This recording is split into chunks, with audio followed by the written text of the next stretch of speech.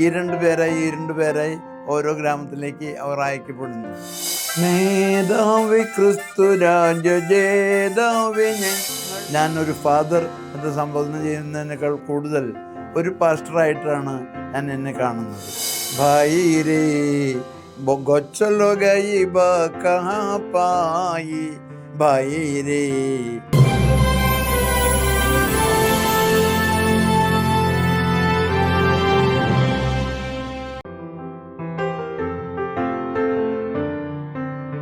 ക്രിസ്തു സേവിക്കാസ് എന്ന പേരിലൊരു വനിതാ ഗ്രൂപ്പ് ഉണ്ടായിരുന്നു. അപ്പോൾ അവരെ അനുകരിച്ചുകൊണ്ട് ഞാനും ഒരു സൊസൈറ്റി രജിസ്റ്റർ ചെയ്തു. സൊസൈറ്റിയുടെ പേരായിരുന്നത് Sewa, society for education and women action, SEWA.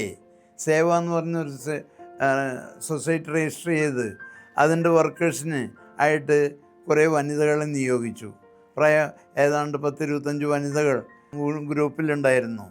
അവർ സ്വയം നിരക്ഷരായിരുന്നെങ്കിലും 2-3 മാസം കൊണ്ട് ആദ്യം അവരെ തന്നെ പഠിപ്പിക്കുകയാണ്. അവരെ പഠിപ്പിച്ചു കഴിഞ്ഞ് ഈ രണ്ടു പേരായി ഓരോ ഗ്രാമത്തിലേക്ക് അവർ അയക്കപ്പെടുന്നു.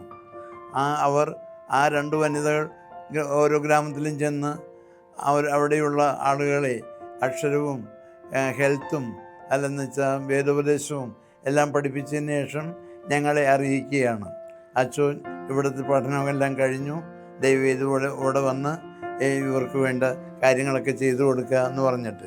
അപ്പം അങ്ങനെ ഒരു സേവിക ഗ്രൂപ്പ് എന്നെ എൻ്റെ പ്രേക്ഷിത ജീവിതത്തിൽ സഹായിക്കാനുണ്ടായിരുന്നത് വളരെ വലിയൊരു ബ്ലെസ്സിങ് ആയിരുന്നു.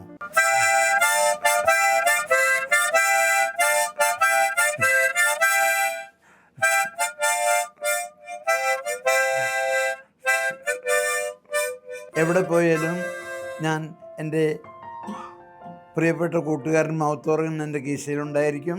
മൗത്തോർഗൻ കേട്ടാൽ എല്ലാവർക്കും ഭയങ്കര സന്തോഷമാണ്.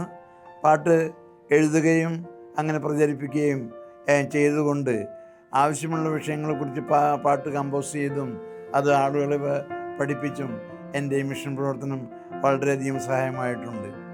ജോസഫ് അച്ഛന് ഇപ്പം 81 വയസ്സായി. അദ്ദേഹം ഏത് ഇടവകയിലൊക്കെ ഏത് സ്ഥലങ്ങളിലൊക്കെ വർക്ക് ചെയ്തോ അവിടെയൊക്കെ ആളുകൾക്ക് വിദ്യാഭ്യാസപരമായിട്ടും അതുപോലെ തന്നെ ആരോഗ്യ രംഗത്തും അതുപോലെ തന്നെ സാമൂഹിക രംഗത്തും ഒത്തിരി മാറ്റങ്ങൾ കൊണ്ടുവരാനായിട്ട് അച്ഛൻ്റെ പല രീതിയിലുള്ള പ്രവർത്തനങ്ങൾ സഹായമായിട്ടുണ്ട്. അദ്ദേഹം ഉണ്ടായിരുന്ന ഇടവകളെല്ലാം വളരെ റൂറലായിട്ടുള്ള ഏരിയകളിലായിരുന്നു. അവിടെ ഗ്രാമപ്രദേശങ്ങളിൽ ആഹാരത്തിൻ്റെ പോരായ്മകളും അതുപോലെ തന്നെ യാത്രയ്ക്കുള്ള ബുദ്ധിമുട്ടുകളും അതുപോലെ തന്നെ കമ്മ്യൂണിക്കേഷൻ പ്രശ്നങ്ങളും അതുപോലെ തന്നെ ആളുകളുമായിട്ട് സമ്പർക്കത്തിൽ വരാനായിട്ട് ഭാഷയുടെ പ്രശ്നങ്ങളും എല്ലാം ഉണ്ടായിരുന്ന സമയത്താണ് അച്ഛന് മിഷന് വേണ്ടി പ്രവർത്തിച്ചത്. ഞാൻ ഒരു ദിവസം നോക്കുമ്പോൾ കുട്ടികളെല്ലാം ദസറ ഹോളിഡേക്ക് ഹോസ്റ്റലിൽ നിന്ന് പോകുന്ന അവസരത്തിൽ ഞാൻ കണ്ട ഒരു സംഗതി എന്താണെന്ന് വെച്ചാൽ എല്ലാ കുട്ടികളുടെയും കയ്യിലും ഒരു വൃക്ഷത്തൈ അവർ ഒരു പ്ലാസ്റ്റിക് കുറയിലാക്കി കൊണ്ടുപോകുന്നൊരു കാഴ്ച കണ്ടു. ഒരു കുട്ടിയെ വിളിച്ച് ചോദിച്ചു, എന്താ ഇന്ന് വൃക്ഷാരോപണം ആഴ്ച നിങ്ങൾക്ക് പാലിക്കുകയാണോ എന്ന് ചോദിച്ചു. അപ്പോൾ ആ കുട്ടി പറഞ്ഞു, അച്ഛൻ തന്നെയല്ലേ ഞങ്ങളെ ഇത് ചെയ്യിപ്പിച്ചതെന്ന്. അപ്പോഴാണ് എനിക്ക് ഓർമ്മ വന്നത്, ഞാൻ ആ കുട്ടികളുടെ ഹോസ്റ്റലിൽ 2 മാസം മുമ്പ് പോയിരുന്നു. ആരെന്നെ കണ്ടാലും ഒരു പാട്ട് പാടിത്തരുമോ അച്ഛാ എന്ന് പറയുള്ളൂ. അങ്ങനെ ഞാൻ അവരോട് പറഞ്ഞു, ഞാൻ അങ്ങനെ അതുകൊണ്ടും പാട്ട് പഠിപ്പിക്കുന്ന മനുഷ്യനല്ല, എന്തെങ്കിലും ഉപകാരമുള്ള കാര്യങ്ങളെക്കുറിച്ച് പാട്ട് പാടൂ, നിങ്ങൾ ആ പാട്ടിലെ സന്ദേശം പ്രാവർത്തികമാക്കുമെന്ന് നിങ്ങൾ വാഗ്ദാനം ചെയ്താൽ ഞാൻ പാട്ട് പാടിത്തരാം എന്ന് പറഞ്ഞിട്ട് നല്ലൊരു പാട്ട് പാടിക്കൊടുത്തു. ആ പാട്ടിൻ്റെ വെളിച്ചത്തിലാണ് എല്ലാവരും ഈ വൃക്ഷത്തൈകൾ കൊണ്ട് അവിടെ നടുവാൻ വീട്ടിലേക്ക് കൊണ്ടുപോയിരുന്നത്. കാരണം അന്ന് പഠിപ്പിച്ചു കൊടുത്ത പാട്ട് വൃക്ഷാരോപണത്തെക്കുറിച്ചുള്ള നല്ലൊരു പാട്ടായിരുന്നു. അത് ആയിരുന്നുകൊണ്ട് അവർക്കെല്ലാം മനസ്സിലായി. ഭായി രേ ഗൊച്ചലോ ഗയി ബാ കഹാ പായി ഭായി രേ ഗൊച്ചലോ ഗയി ബാ കഹാ പായി ബാപ്പ ഓ ജാക്കാളോരോ അമ്പ പോണസോ ഗൊച്ചോ പൊളന്തി കേവളോ അമോ പായി ഭായി രേ ഗൊച്ചലോ ഗൈ പായി. പാട്ട് പഠിപ്പിച്ചു കൊടുത്തിട്ട് അവരോട് പറഞ്ഞു, നോക്കൂ, നിങ്ങൾ ഈ മഠത്തിൻ്റെ കോമ്പൗണ്ടിൽ പല മരങ്ങളും കാണും, അത് നിങ്ങൾ ശേഖരിച്ചു വെക്കണം. അടുത്ത ദിവസം ഒരു ഹോളിഡേക്ക് നിങ്ങൾ വീട്ടിൽ പോകുമ്പോൾ ഓരോ മരം നിങ്ങൾ കൊണ്ടുപോയി നിങ്ങളുടെ പറമ്പിൽ അത് നടണം എന്നുള്ളൊരു ഇൻസ്ട്രക്ഷൻ കൊടുത്തിട്ടുണ്ടായിരുന്നു.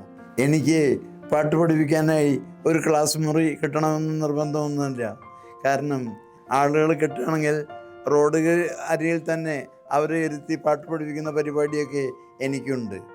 ഞാൻ ഗോപാൽപൂരിലായിരുന്നപ്പോൾ ഇതുപോലെ അവിടുത്തെ ഓർഫനേജിൽ പോയി കൊച്ചു കുട്ടികളെ പാട്ടും കുരിശ്വരയും പഠിപ്പിച്ച കഥ ഞാൻ ഓർക്കുകയാണ്. എന്തായാലും ഞാൻ ഇതുപോലെ യാത്രകളിലെല്ലാം കിട്ടുന്ന അവസരങ്ങൾ, പാട്ട് പാടാൻ കിട്ടുന്ന അവസരങ്ങളൊന്നും ഒരിക്കലും ഞാൻ മുടക്കാറില്ല.